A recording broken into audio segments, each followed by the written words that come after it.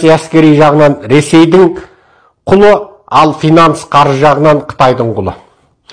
Біріккен ұлттар ұйымында жуырда Қытайдағы Шыңжаң деп аталатын өлке, яғни бұрынғы Шығыс Түркістандағы қазақтар мен ұйғырларға, қырғыздарға жасалатын геноцидті тағы да күн тәртіпке қойып талқылайтын тақырып қыламыз дегенде, Қазақстан Қытайды жақтап дауыс берді. Яғни Тоқаевқа Қытайдағы 5 миллион қазақ керек емес. Оларды Қытай қырама, жояма, концлагерге салама, бауыр бүйрегін, ішкі ағзасын сатама, ол Тоқаевқа қызық емес. Қазақ хандығының шығыс территориясын Қытай басып алып, Қазақ хандығының батыс территориясын орыс басып алған сол тарихи қасіреттің бүгінгі көрінісі қазақ жерінің шығыс бөлігінде жасап жатқан, бүгінде Қытайда қалған Іле, Алтай, Тарбағатай, Буратал, Санжы, Баркөл, Моридегі сол қазақтардың тағдыры. Олар өзінің ата-бабасының байырғы мекенде отырып, бүгінгі күнде геноцидқа ұшырап отыр. Ал Тоқаев Қытаймен дос бола отыра, Шанхай ынтымақтастық ұйымының мүшесі бола отыра, бұл қазақтардың құқын талап қылмай отыр. Бұл нағыз ұлт сатқындарында ғана болатын бірден бір белгі. Өзінің ұлтына, өзінің қанына қызбайды. Себеп Тоқаев қазақ емес. Ол Кемелдің ұлы емес, ол Примаковтың ұлы. Примаков орыс. Сіздер оны орыс зерттемендерінің жазбаларынан көріңіздер. Тоқаев Примаковтың құйып қойған өзі, аузынан түскендей өзі. Сондықтан ол ешқашан қазаққа жаны ашымайды. Сондықтан ол 2023 жылды Ресейдің Қазақстандағы жылы деп отыр. Сондықтан ол 2023 жылды орыс тілі жылы деп отыр. Сондықтан ол Еуропа, Америкаға баратын барлық оқушыларды қысқартып, Ресейде оқуға жіберіп жатыр. Сондықтан ол бүкіл Ресейдің университеттерінің филиалын Қазақстанда ашып отыр. Сондықтан ол орыс тіліне басымдық беріп отыр. Орыс тілі ілімнің, білімнің, ғылымның тілі болудан қалды. Ол өткен ғасырдың сөзі.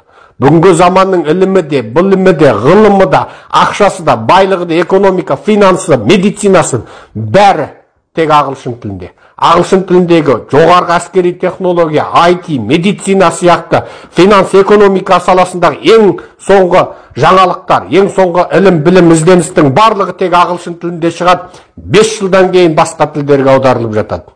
Орыс тілі қазір ілім, білім, ғылымның тілі болудан қалды. Байлықта, ілімде, білімде, күште, ақшада, дамуда, өсуде, жаңалықта барлығы ағылшын тілінде.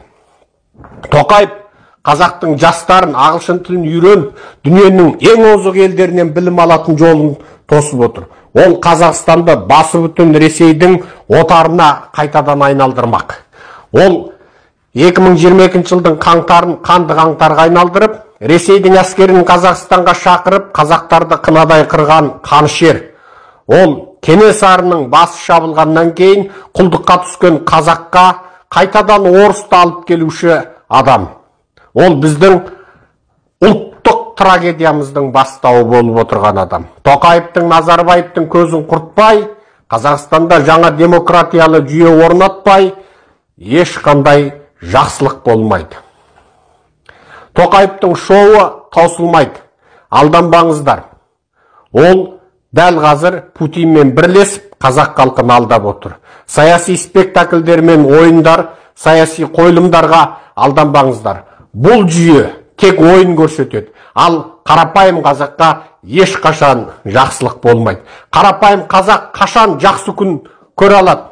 Ол тұтас қарапайым қазақ, ауыл адамдары, барлық шаруа адамдар, қарапайым бақалшы саудагер, мұғалім, дәрігер, барлық студенттер, мейлі қандай кәсіппен айналсын, барлық осы қарапайым қазақтар мынау Қазақстанның бүкіл байлығын тонап, ұрлап, қазақ халқының қанын кеспей сорып отырған жемқор, парақор, Назарбаевтық, Тоқаевтық 200 отбасылық мына жүйені аударсақ, құлатсақ, мына билікте отырған бүкіл әкімдер, бүкіл министрлер, бүкіл депутаттар, бүкіл шенді шекпенділер бәрін тырқыратып, қуып, түрмеге тығып, қылмыстыларын жазалап, ал нақақ сотталған қазақтың жастарын түрмеден шығарсақ, сонда ғана әділетті жүйе орнатамыз.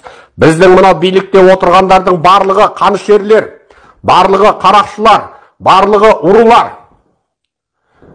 барлығы жемқорлар. Олардың ішінде сауы жоқ. Ал біздің халық, олардың әрқандай спектакль шоуына, қойылымына, ойындарына, алаяқтықтарына алданбауы тиіс. Аман болыңыздар. Құрметпен, Серікжан